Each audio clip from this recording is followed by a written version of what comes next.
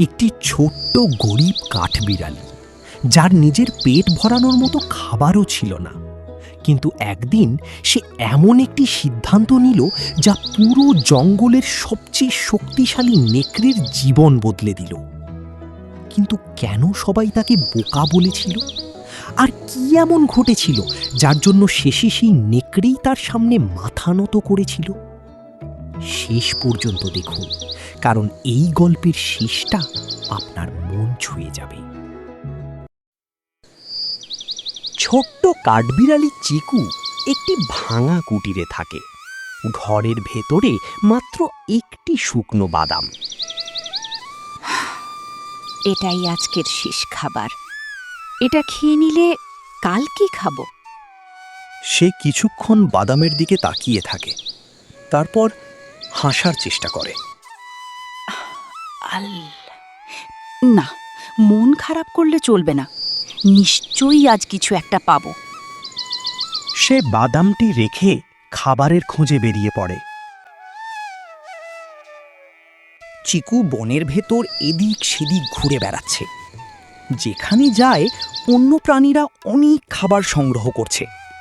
বানরের কাছে কলা, খরগোশের কাছে গাজর, হরিণ ঘাস খাচ্ছে। চিকুর কাছে কিছুই নেই। একটা কাক উড়ে এসে বলে, চিকু, আজও কিছু পাসনি? না, কিন্তু আশা ছাড়িনি। কাক মাথা নেড়ে উড়ে যায়। হঠাৎ করে একটি ভয়ঙ্কর আওয়াজ শোনা যায়। সব প্রাণী ভয়ে সরে দাঁড়ায়।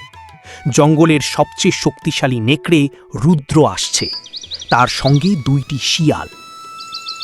আজ সবাই ভালো করে শুনে রাখো, এই জঙ্গলের সবচেয়ে শক্তিশালী কে? আপনি আপনি?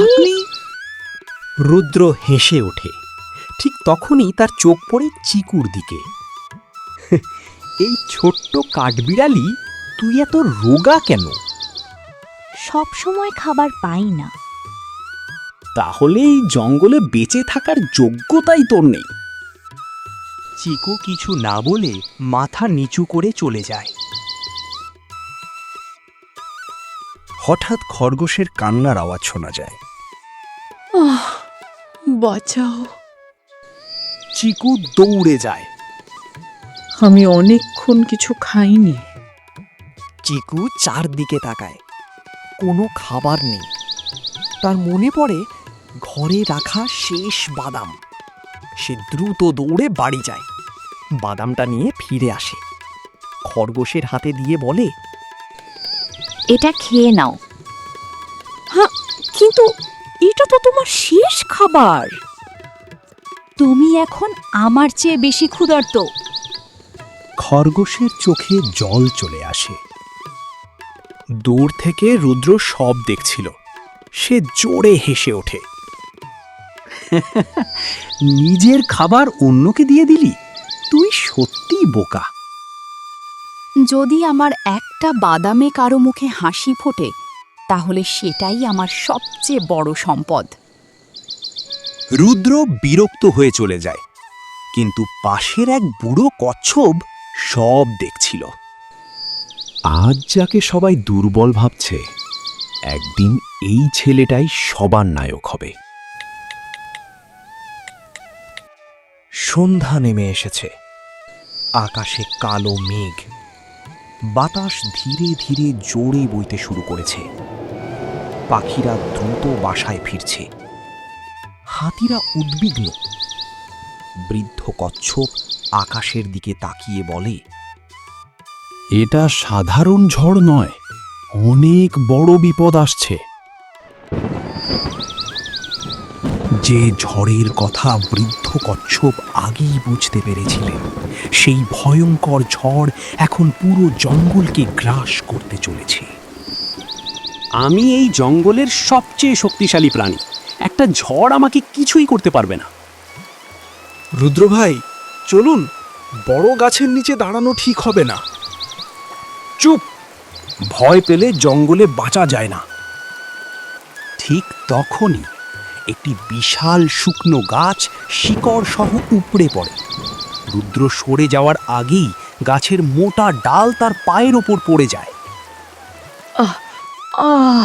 আমাকে বাঁচাও। চারদিকে আতঙ্ক, সব প্রাণী প্রাণ বাঁচাতে দৌড়াচ্ছে। দুই শিয়াল একবার রুদ্রের দিকে তাকায়। আমরা থাকলে আমরাও মারা যাব।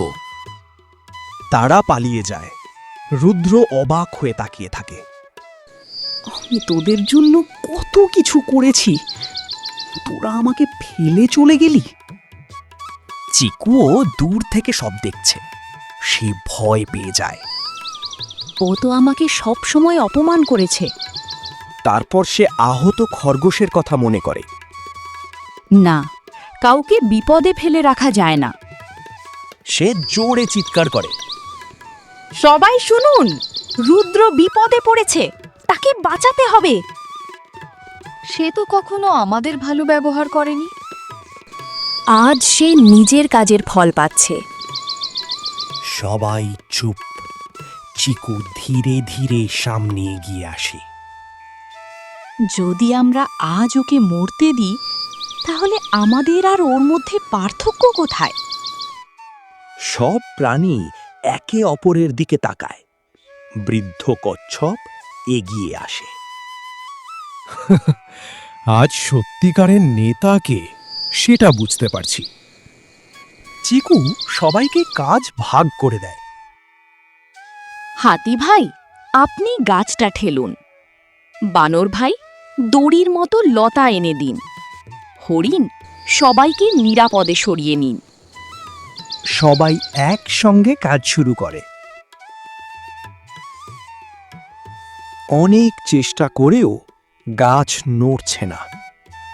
রুদ্র কাঁদছে। আমাকে ছেড়ে দাও, তোমরা পারবে না।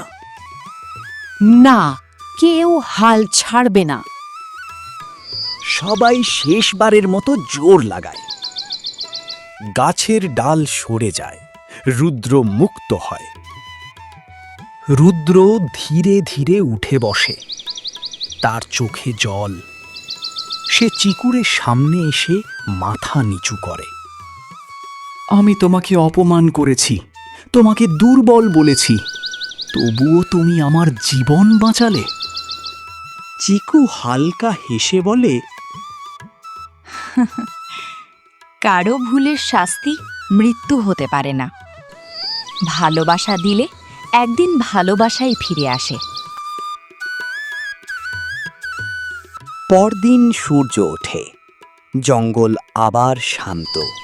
সব প্রাণী একসঙ্গে খাবার সংগ্রহ করছে। রুদ্র এবার সবার আগে চিকুর জন্য বাদাম, ফল আর খাবার নিয়ে আসে। আজ থেকে জঙ্গলে কেউ আর ক্ষুধার্ত থাকবে না। শক্তি দিয়ে ভয় দেখানো যায়, কিন্তু ভালোবাসা দিয়ে হৃদয় জয় করা যায়। অহংকার মানুষকে একা করে দেয়, কিন্তু দয়া আর ক্ষমা মানুষকে সবার প্রিয় করে তোলে।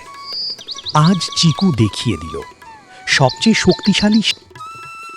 বন্ধুরা, গল্পটি যদি আপনার হৃদয় ছুঁয়ে যায়, তাহলে ভিডিওটি লাইক করুন, চ্যানেলটি সাবস্ক্রাইব করুন এবং কমেন্টে লিখুন, দয়ার জয় সবসময় হয়।